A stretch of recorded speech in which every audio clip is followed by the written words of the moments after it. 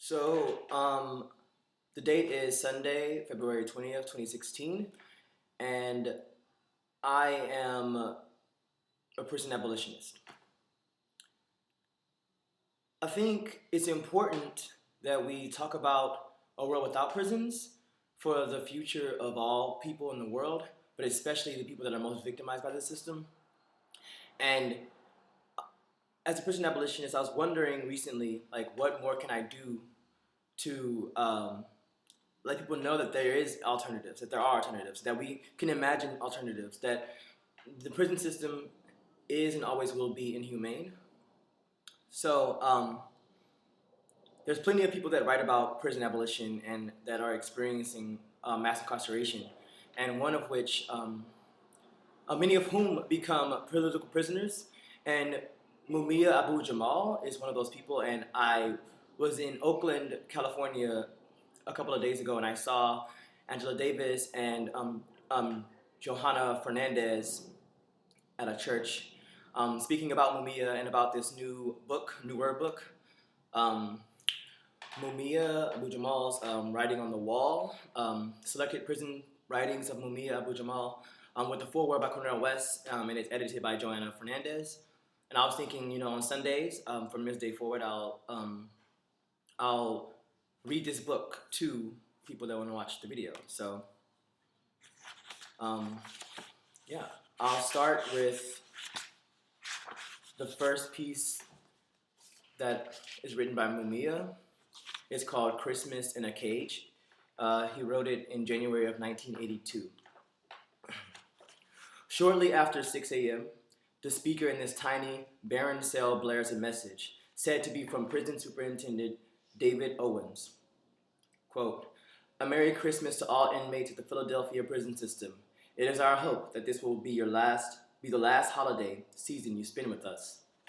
A guard reads Owens' name, and the speaker falls silent for a half hour. I wonder at the words and ponder my first Christmas in the hospital wing of the detention center. Christmas in a Cage. I have finally been able to read press accounts of the incident that left me near death, a policeman dead, and me charged with his murder. It is nightmarish that my brother and I should be in this foul predicament, particularly since my main accusers, the police, were my attackers as well. My true crime seems to have been my survival of their assaults, for we were the victims that night. To add insult to injury, I have learned that the forces of law and order have threatened my brother and burned, or permitted the burning of, my brother's street business. Talk about curbside justice. According to some press accounts, cops stood around the fire joking and then celebrated at the station house. Nowhere have I read of an account of how I got shot, how a bullet happened to find its way near my spine, shattering a rib, splitting a kidney, and nearly destroying my diaphragm. And people wonder why I have no trust in a, quote, fair trial. Nowhere have I read that a bullet left a hole in my lung, filling it with blood. Nowhere have I read how police found me lying in a pool of my blood, unable to breathe, and then proceeded to punch, kick, and stomp me, not question me. I remember being rammed into a pole or a fire plug with police at both arms. I remember kicks to my head, my face, my chest, my belly, my back, and other places. But I have read no press accounts of this and have heard tell of no witnesses. Nowhere have I read of how I was handcuffed, thrown into a paddy wagon and beaten, kicked, punched, and pummeled. Where are the witnesses to a police captain or inspector entering the wagon and beating with a police radio, all the while addressing me as a black motherfucker? Where are the witnesses to the beating that left me with a 4-inch scar on my forehead, a swollen jaw, chipped teeth? Not to end prematurely, who witnessed me pulled from the paddy wagon, dropped 3 feet to the cold hard earth, beaten some more, dragged into Jefferson Hospital, and then beaten inside the hospital as I fought for breath on one lung? I awoke after surgery to find my belly ripped from top to bottom, with metallic staples protruding. My penis strapped to a tube, the tubes leading from each nostril to God knows where, was my first recollection. My second was intense pain and pressure in my already ripped kidneys. As a policeman stood at the doorway, a smile on his mustached lips, his name tag removed and his badge covered. Why was he smiling? And why the pain? He was standing on a square plastic bag, the receptacle for my urine. Am I to trust these men as they attempt to murder me again in the public hospital? Not long afterward, I was shaken to consciousness by a kick at the foot of my bed. I opened my eyes to see a cop standing in the doorway, an Uzi submachine gun in his hands, innocent until proven guilty. High water pants and cold. Days later, after being transferred to city custody at Giraffe Medical Center under armed police guard, I was put into room 202 in the basement's detention unit, which is the coldest in the place. After I was transferred to what's laughingly referred to as the new hospital wing of the detention center, I found out that what cold really means. For the first 2 days, the temperature plummeted so low that inmates wore blankets over their prison jackets. I had been officially issued a short-sleeved shirt and some tight high-water pants, and I was so cold that for the first night I could not sleep. Other inmates saved me from the cold. One found a prison jacket for me. I had asked a guard, but he told me I would have to wait until an old inmate rolls or gets out. So much for using the system. Other inmates and a kind nurse supplemented my night warmth. The prison issued one bedsheet and one light wool blanket. When I protested to a social worker, she told me defensively, "I know it's cold, but there's nothing I can do. The warden's been told about the problem. Why am I concerned about the cold? Because the doctor who treated me at Jefferson Hospital explained that the only real threat to my health was pneumonia because of my punctured lung. Is it purely coincidental that for the next week I spent some of the coldest nights and days of my life? Is the city, through the prison system, trying to kill me before I go to trial? What do they fear?" I told all this to my prison social worker, a Mrs. Barbara Waldboom, and she poo-pooed the suggestion. "No, Mr. Jamal, we want to see you get better." "Not hardly," I replied. Miraculously, after my complaints, some semblance of heat found its way into the cells on my side of the wall, enough to sleep at least. Is it coincidental, too, that the heat began to go on the night I was visited by Superintendent David Owens? Quote, "It is our hope that this will be the last holiday season you spend with us." End quote. Owens' words ring through my mind. Again, is there another grim meaning to this seemingly innocuous holiday greeting?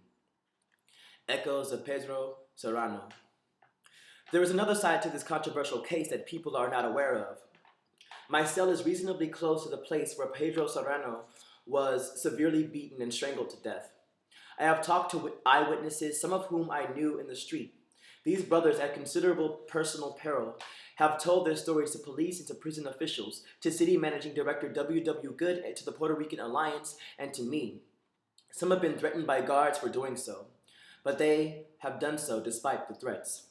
According to several versions, Serrano, who had already been beaten by guards, was shaking in his cell door, making noise to attract attention. Guards, angered at the noise, ordered all inmates into lockup. Most complied. One, a paralyzed wheelchair-bound inmate, did not. He drove his chair near a wall and watched in silence. The guards opened Serrano's cell, dragged him out, and proceeded to punch, kick, and stomp him. He cried out in pain and terror, but the other inmates locked up were helpless. One guard, well known for his violence, repeatedly whipped him with his long keychain, producing thin red welts on Serrano's white flesh. Before this latest assault on my brother and myself, I had covered a press conference called by the Puerto Rican Alliance and members of the Serrano family. I saw photographs of Pedro Serrano, his face swollen even in death. I saw a body riddled with swellings, bruises, and welts. I remember the thick, dark bruises beneath his neck, and I remember calling David Owens for a comment. Quote, "Mumia, Mr. Serrano was not beaten to death, according to all reports I've received." The medical examiner concurs. Owens said authoritatively, "Mr. Serrano was not beaten by any member of my staff," Owens would later proclaim to my radio listeners. Remember the dark bruise around Serrano's neck? Owens told me he apparently strangled on a leather restraining belt by exerting pressure until death. Inmate eyewitnesses said a guard wrapped the leather strap around Serrano's neck and pulled him back into the room, where he was again beaten and placed in restraints. Serrano, arrested for burglary, was described by his wife as being in love with life and surely not suicidal, as prison officials have suggested. Why have I recounted these intricacies of a case that is now public knowledge? I'll tell you why. Because my jailers, the men who decide whether I am to leave my cell for food, for phone calls, for pain medication, for a visit with a loved one, are the very same men who were accused of murdering Pedro Serrano. Remember the DA's claim that police had enough evidence to charge me with murder? How much more evidence do they have on Serrano's accused murderers? Yet every day they come to work, do their due, and return home to their loved ones, while others sit in isolation and squalor. Consider the scenario. Accused murderers guarding accused murderers. How insane, yet how telling it is of the system's brutality. Justice for who? What is the dividing line? That Serrano was a spick, a dirty Puerto Rican, and thus his life is subject to the depredation of a system that talks justice yet practices genocide? I am accused of killing a policeman who was, moreover, white. For that, not even the pretense of justice is necessary. Beat him, shoot him, frame him, put fear into his family is the unwritten and very real script. I have been shackled like a slave, hands and feet daring to live, for daring to live. Those who have dared to question the official version have been threatened with dismissal from their jobs, and some with death. Why do they fear one man so much? Not because they loved his alleged victim, but because they fear any question of their role as accuser and occasionally executioner. Who polices the police? The DA is well known as a character whose only interest is higher political office.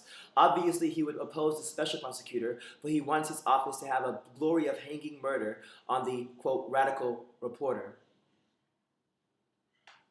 Where was then DA Ed Rendell when Winston C.X. Hood and Cornell Warren were summarily executed, their hands shackled behind them? What credence did he give the witnesses to these murders? Or the outright cold-blooded killing of 17-year-old William Johnson Green? Or the intentionally broadcast beating of Delbert Africa? Where was his unquenchable thirst for justice then? Need we mention Pedro Serrano? Make no mistake, Jake, for a nigger or a spick, there is no semblance of justice, and we better stop lying to ourselves. Who are we to blame? No one but ourselves, for we condone it and allow it to happen. We are still locked in the slavish mentality of our past centuries, but we care more for the oppressor than for ourselves.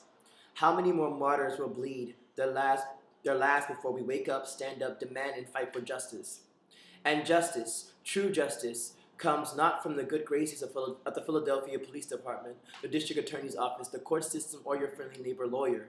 It comes from God, the giver of your life, of your very life, your health, your air, and your food.